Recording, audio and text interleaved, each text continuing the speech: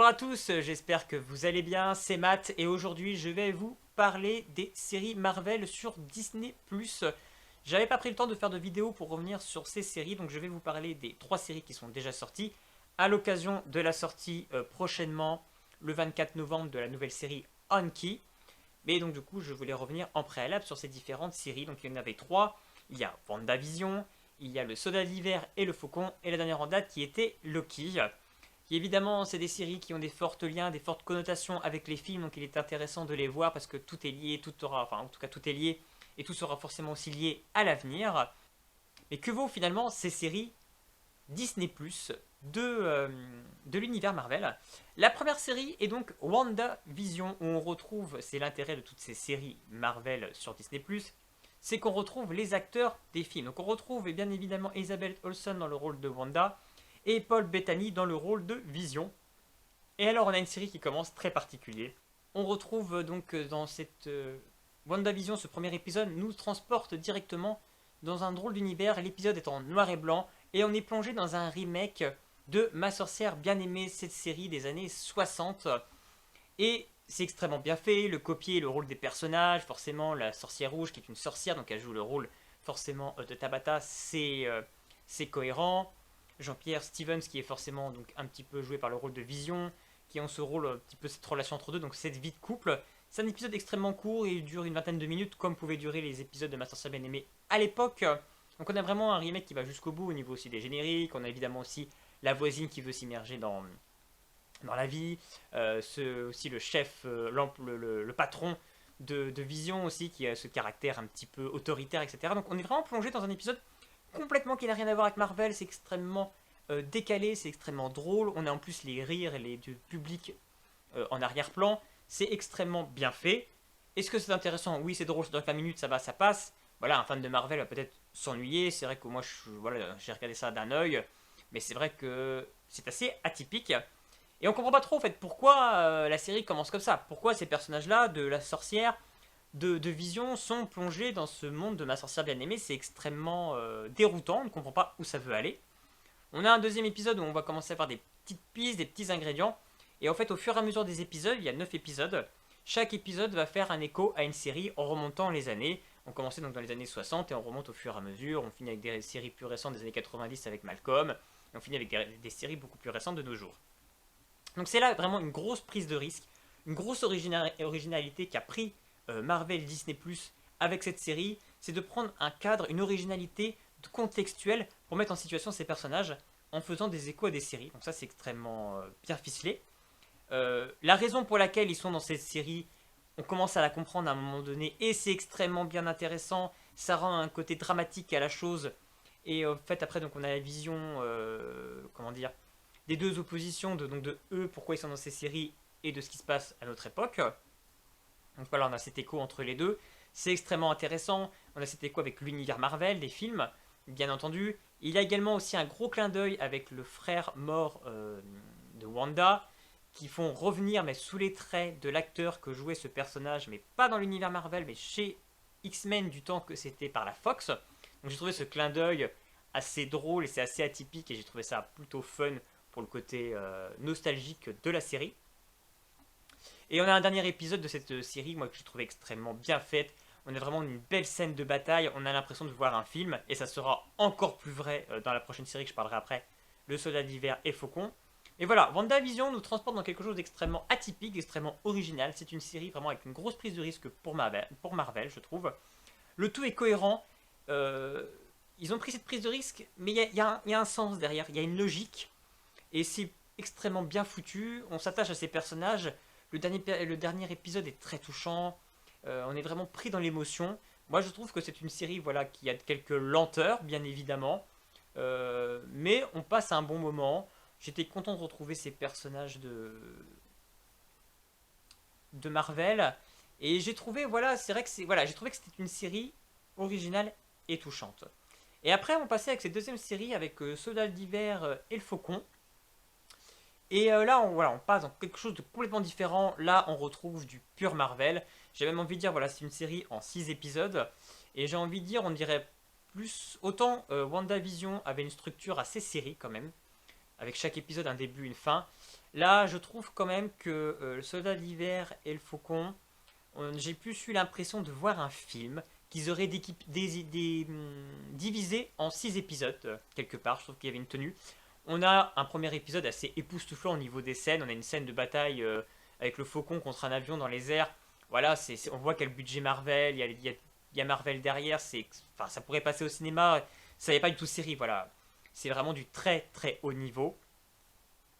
La série est plutôt intéressante. J'ai bien aimé le concept qu'ils font autour de Captain America, de qui doit prendre de la relève.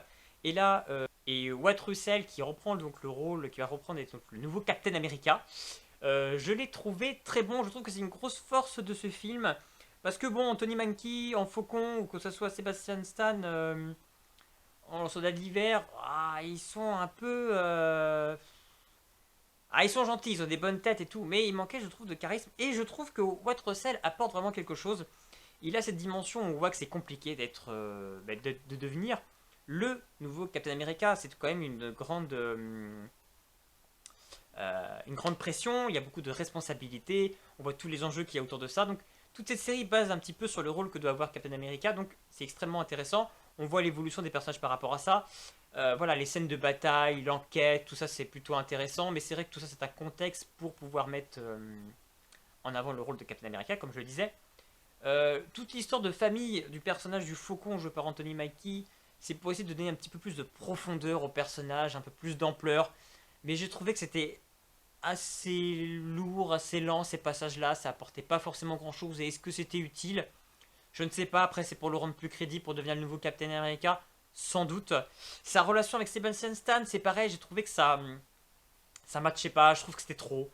C'était trop surjoué, c'était trop recherché à vouloir créer une connexion, comme quoi ils sont un petit peu ennemis, qui s'apprécient pas trop, mais qu'en fait ils s'adorent comme un chat et une souris. Je trouvais les dialogues pas forcément très péchus entre les deux. J'ai pas trouvé que c'était forcément... Tout ça, ça m'a un peu déconnecté de la série. Mais après, voilà, on est pris dedans, on est quand même pris dans cet univers, on retrouve quand même tout ce côté qu'on peut avoir dans les films... avec les films Captain America et le Soldat de l'hiver, on retrouve un petit peu cette ambiance. Donc le personnage du Baron Zemo aussi rajoute une forte personnalité à la série. Voilà, c'est plus les antagonistes, que ce soit le Baron Zemo ou donc le personnage qui joue Captain America, Wyatt Russell, je trouve qu'il apporte vraiment quelque chose à cette série, une profondeur, un intérêt, parce que même le méchant de cette série, tout ça c'est un contexte pour faire une situation d'enquête et de situation conflit politique, mais bon, qui a quand même un écho assez intéressant sur tout ce qu'on peut citer au niveau de l'immigration et comment on traiterait ça avec le fait qu'en fait, suite à Thanos, les gens ont disparu et là ils reviennent. Comment gérer ça? Voilà, il y a quand même tout un côté politique derrière qui est assez intéressant. Que ça c'était plutôt bien ficelé et plutôt intéressant au niveau de l'histoire. Et voilà, on a de très belles scènes de course-poursuite, de bataille. Là-dessus, c'est extrêmement bien chorégraphié, extrêmement bien fait. Voilà, c'est plus un côté vraiment entre les deux personnages principaux que je trouve qu'ils sont pas à la hauteur. Enfin, ils sont pas à la hauteur. C'était des sidekicks, c'était des seconds rôles. Oh là, on les met sur une série en avant. Voilà, ils ont quand même pas le charisme que pouvait avoir un Chris Evans en Captain America, bien évidemment. Et ensuite, la dernière série, Loki, qui est une série qui va faire donc suite à Avengers Endgame. On retrouve donc Tom Hiddleston dans le rôle donc de Loki, toujours lui impeccable. Voilà, on a une star, un acteur incroyable, donc qui porte bien évidemment cette série. Sofia Di Martino qui va jouer aussi dans cette série est aussi extrêmement excellente. J'ai beaucoup aimé. Et cette série nous plonge vraiment dans le multiverse quelque part déjà avec des variants de Loki. Loki qui va donc en découvrir plus un petit peu sur les variants. Il va être enrôlé dans une espèce d'agence qui est la TVA qui contrôle en fait toutes les dérives des gens qui essaient de remonter le temps pour modifier les passés, les futurs, etc. Donc c'est plutôt intéressant. Je trouve qu'on a un premier épisode et un dernier épisode assez long. Le premier est assez crédible parce que voilà, c'est pour mettre en place le truc, donc pourquoi pas. J'ai été extrêmement déçu par le dernier épisode. Je trouve que vraiment l'épisode fort de cette série, c'est plutôt l'avant-dernier. Il y a 6 épisodes, donc c'est le 5e qui est incroyable. Par contre, cette série a une super musique. La musique de Loki, moi je l'ai trouvée géniale. On a une photographie et une colorimétrie de cette série qui est absolument magnifique. On a des paysages incroyables. On est transporté dans des univers fantastiques qui sont incroyables. Et c'est là que la photographie fait tout son effort dans cette série. Donc vraiment là-dessus, c'est incroyable. On a des relations de personnages qui sont plutôt intéressants. On a un mystère autour. C'est vrai qu'on a toujours envie de savoir pour savoir où ça va nous amener parce qu'on a du mal à voir finalement le lien avec Marvel, tout ça. Donc on le comprend plus à la fin, donc c'est super intéressant. On a vraiment un mystère et on suit tout ça. Moi j'ai trouvé que sur les 3 séries, c'est celle que j'ai le mieux appréciée. Peut-être parce que l'acteur est meilleur, peut-être parce que la musique était meilleure, peut-être parce que aussi je me suis un peu plus attaché au personnage de Loki parce qu'on joue tout sur ce côté un petit peu ambigu sur ce personnage de Loki qui a ce rôle qui veut être le méchant mais qui en même temps derrière aimerait être aussi aimé. Voilà, c'est un personnage qu'on aime apprécier finalement, ce méchant qu'on aime aimer finalement. Et c'est ça que je pense qui a fait qu'aussi j'ai aimé cette série de Loki. Visiblement il y aura une saison 2, donc j'ai très hâte de voir où ça va nous amener parce que la fin est assez finie abruptement pour le coup. On dirait limite ça pourrait être en 2 parties. Donc c'est vrai que Loki, moi j'ai très bien aimé. Il y a beaucoup de qualité à cette série. Voilà, à part un premier épisode et un dernier un peu longué, beaucoup très blabla. On nous amène vraiment. Il y a même du côté même humoristique. Moi j'ai extrêmement aimé cette série. Si je devais faire un bilan donc, des 3 séries Marvel, je trouve que les 3 séries finalement nous amènent dans des directions complètement différentes. On a une série avec WandaVision très atypique, très originale. On part sur un concept fort qui nous entraîne dans quelque chose de vraiment atypique. Soldat de l'hiver et Faucon, quelque chose de plus classique, plus marvelien, on va dire. Vraiment plus bourré dans l'action, avec ses touches d'humour à la Marvel. Et Loki qui part dans quelque chose de beaucoup plus fantastique, un petit peu, et même avec la musique, je trouve qu'on a un côté un peu à la Ragnarok, finalement, Thor Ragnarok. On est un petit peu dans cette ambiance-là, finalement. Et puis un acteur extrêmement fort qui porte la série. Et voilà, je trouve que le tout est cohérent, je pense que le tout aura des liens avec les films. J'ai cru comprendre qu'il y aurait un Captain America 4 qui va forcément donc mettre en rôle Anthony Mackie donc dans ce rôle de Captain America, j'imagine. Loki donc revient dans une saison 2. Et WandaVision aura un lien avec Doctor Strange 2, il me semble, où elle aura un rôle, la sorcière, avec Doctor Strange pardon, dans le film qui sortira l'année prochaine ou dans 2 ans. Je crois qu'ils ont changé les dates, ils sont en train de refaire des reshoots, enfin je sais pas trop, donc 2022 ou 2023. Bien évidemment, c'est des séries, voilà, je trouve qu'elles n'ont aucun lien. Donc là va sortir Anki. Quelle sera direction de Anki? Je ne sais pas, je pense qu'on va sans doute encore aller ailleurs. Ça risque de se rapprocher, à mon avis, un petit peu plus du Soldat d'hiver et du Faucon, je pense. Mais voilà, c'est comme 3 séries où il y a des réelles propositions. On n'a pas une construction, voilà, c'est extrêmement court. On a 6 épisodes en général. On n'est pas dans une construction de série. On est plus dans une construction un petit peu cinématographique divisée en petits épisodes. Donc c'est un concept qui change. C'est plutôt intéressant, c'est plutôt bien foutu. Si on est fan de Marvel, bien sûr, on va accrocher.